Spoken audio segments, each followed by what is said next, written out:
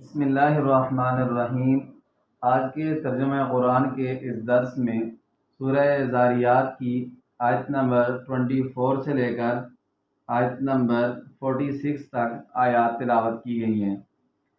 ان آیات کا خلاصہ یہ ہے کہ ان میں دو فرشتے حضرت ابراہیم علیہ السلام کے پاس آئے انسانی شکل میں، ایک ان کو بیٹے کی خوشخبری دینے آئے اور دوسرا قوم لوط پر عذاب لے کر آئے۔ پہلے اس کا ذکر ہے، پھر اس کے بعد جو دیگر اقوام گزری ہیں، قوم عاد، قوم سمود، قوم نوح، ان کا مختصر طور پر ذکر ہے، ان پر اللہ تعالیٰ کے عذاب کا۔ اب ان آیات کا ترجمہ سماعت فرمائیں۔ اعوذ باللہ من الشیطان الرجیم، میں اللہ تعالیٰ کی پناہ میں آتا ہوں شیطان مردود کے شر سے۔ بسم اللہ الرحمن الرحیم، میں شروع کرتا ہوں اللہ تعالیٰ کے نام سے جو نہایت مہربان بڑا رحم کرنے والا ہے۔ هل اتاک حدیث ضیف ابراہیم المکرمین، اے پیارے نبی صلی اللہ علیہ وسلم، کیا آپ کے پاس حضرت ابراہیم علیہ السلام کے معزز مہمانوں کی خبر آئی ہے؟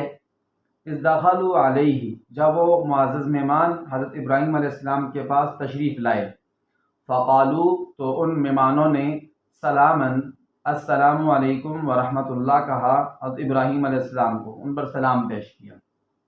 تو اس سے ہمیں یہ سبق ملتا ہے جب کسی کے گھر جائیں مہمان بن کر تو سب سے پہلے گھر والوں کو سلام کرنا چاہیے۔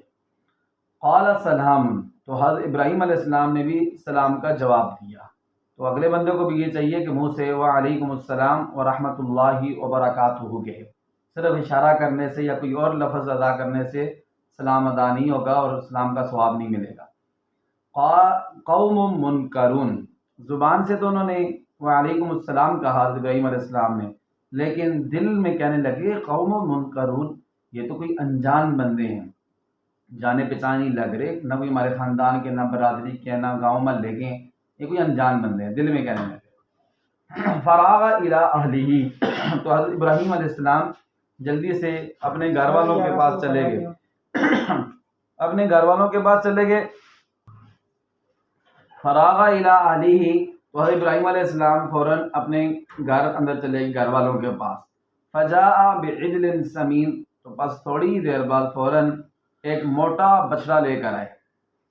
ٹھیک ہے، اس سے ہمیں یہ سبق ملتا ہے کوئی مہمان گھر میں آ جائے تو اس کو پہلے یہ نہیں پوچھنا چاہیے کہ جی کچھ کھانا ہے پینا ہے یا نہیں، بندے کو چاہیے کہ موسم کے مطابق چیز لے آئے، آگے مہمان کی مرضی کھائے یا نہ کھائے۔ دوسرا سبق یہ ملتا ہے کہ مہمان کو گھر میں جو سب سے عمدہ اچھی چیز ہو وہ چیز دینی چاہیے، کہ دیکھیں موٹا بچڑا لے کر آئے اور اچھی چیز پیش کی، یہ نہیں کہ جو گھر بچی بچائی چیز ہو وہ مہمان کے آگے لا کے رکھ دیں۔ فقربہ الیہم، حضرت ابراہیم علیہ السلام نے وہ بچڑا ان کے قریب کیا کھانے کے لیے، دی تناول فرمائیں۔ قال الا تاکلون، لیکن انہوں نے کھانے کے لیے ہاتھ نہیں بڑھایا آگے۔ حضرت ابراہیم علیہ السلام نے فرمایا الا تاکلون، کیا تم کھاتے نہیں ہو؟ فاوجس منہم خیفہ، حضرت ابراہیم علیہ السلام نے دل میں ان مہمانوں سے ڈر محسوس کیا، اس لیے کہ اس وقت اس قوم کا یہ رواج تھا کہ کوئی کسی گھر کھانا نہ کھائے تو یہ سمجھا جاتا تھا کہ یہ اس کی دشمنی ہے ہمارے ساتھ، اس لیے کھانا نہیں کھا رہا، کسی نقصان بچانے کی نیت سے آئے ہوئے۔ قالو، اور آج کل کا حساب نہیں تھا کہ اسی بندے سے کھا جائیں اور اسی کو نقصان پہنچائیں، جس پلیٹ میں کھائیں اسی میں پیشاب کر دیں، ایسا نہیں تھا، وہ کھاتے ہی نہیں تھے اس کا جس کے ساتھ ان کو دشمنی ہوتی تھی۔ قالوا لا تخف، تو ان فرشتوں نے کہا جو انسانی شکل میں تھے کہ لا تخف، اللہ کے نبی آپ ڈریں نا۔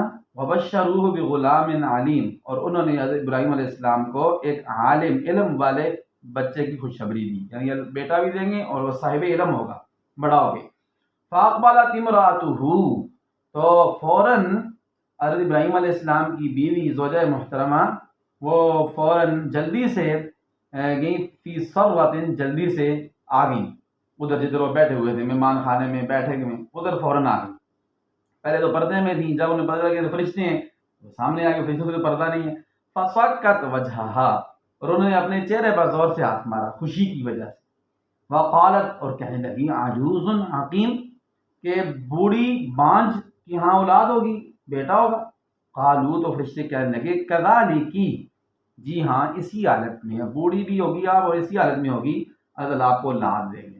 یعنی کہ آپ جوان ہوں گی دوبارہ۔ قال ربکی، آپ کے رب نے کہا ہے، یہ آپ کے رب کا ارشاد ہے، رب کا حکم ہے، رب کے لیے کوئی مشکل نہیں۔ انہ هو الحکیم العلیم، وہ رب بڑی حکمتوں والا، العلیم بڑے علم والے ہے۔ قالا، تو حضرت ابراہیم علیہ السلام نے کہا، فما خطبکم، اے فرشتو یہ بتاؤ کہ تمہارا بڑا مقصد کیا ہے یہاں آنے کا؟ ایھا المرسلون، اے اللہ کے بھیجے ہوئے فرشتوں۔ ہر جگہ رسول کا معنی رسول نہیں ہوتا، ٹھیک ہے، رسول کا معنی ہوتا ہے پیغام لانے والا۔ رسول کو بھی رسول اس لیے کہتے ہیں کہ وہ اللہ کا پیغام لے کر آتے ہیں۔ یہاں پر رسول سے مراد، مرسلون سے مراد فرشتے ہیں۔ قالوا، تو فرشتوں نے کہا، انا ارسلنا الی قوم مجرمین، ہم تو بھیجے گئے ہیں ایک مجرم قوم کی طرف۔ لنرسل علیہم حجارۃ من طین، تاکہ ہم ان پر برسائیں پکی مٹی کے پتھر، مصومۃ عند ربک للمسرفین، حد سے تجاوز کرنے والوں کے لیے تیرے رب کی جانب سے ان کے اوپر مور بھی لگے، نشان بھی لگے، یہ فلاں فلاں کو لگے گا۔ فاخرجنا من کان فیہا من المؤمنین، پس ہم نے اس بستی میں سے ان لوگوں کو نکال دیا جو ایمان والے تھے۔ فما وجدنا فیہا غیر بیت من المسلمین، ہم نے اس بستی میں سوائے ایک گھر کے، ایک مسلمانوں کے گھر کے کوئی گھر نہیں پایا، صرف پوری بستی میں ایک گھر ایمان لانے والا تھا، اور وہ بھی حضرت لوط علیہ السلام کا اپنا گھر تھا۔ وَتَرَكْنَا فِيهَا آیَةً، اور ہم نے اس میں نشانی چھوڑ دی اللہ تعالیٰ قدرت کی ان لوگوں کے لیے جو ڈرتے ہیں دردناک عذاب سے۔ وفی موسیٰ، اور حضرت موسیٰ علیہ السلام کے واقعے میں بھی اللہ تعالیٰ کی قدرت کی نشانیاں ہیں۔ جب ہم نے ان کو بھیجا فرعون کی طرف بسلطان مبین، ایک واضح دلیل دے کر، ان کے پاس عصا تھا، لاٹھی تھی، ید بیضا تھا، ہاتھ رکھتے تھے، بغل کے نیچے نکالتے تھے، روشن ہو جاتا تھا۔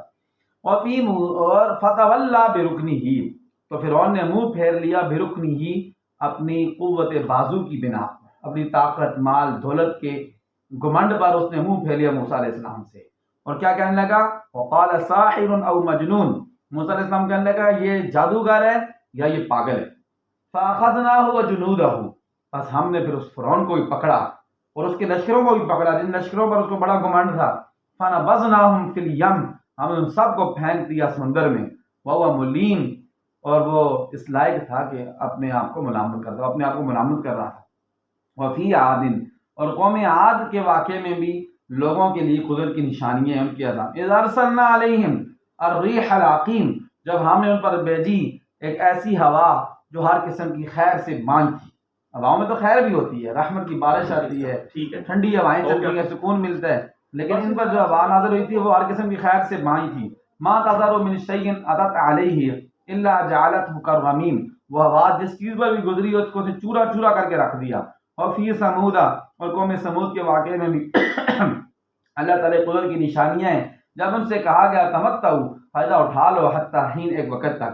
فعتوا عن امر ربهم، ان نے اپنے رب کے حکم کی سرکشی کی۔ فاخذتهم الصاعقہ، ان کو بجلی کی کڑک نے پکڑ لیا۔ وهم ينظرون، اور وہ اپنی آنکھوں سے دیکھ رہے تھے عذاب کو۔ فما استطاعوا من قیام، اور انہیں کھڑے ہونے کی بھی طاقت نہیں رہی ان میں۔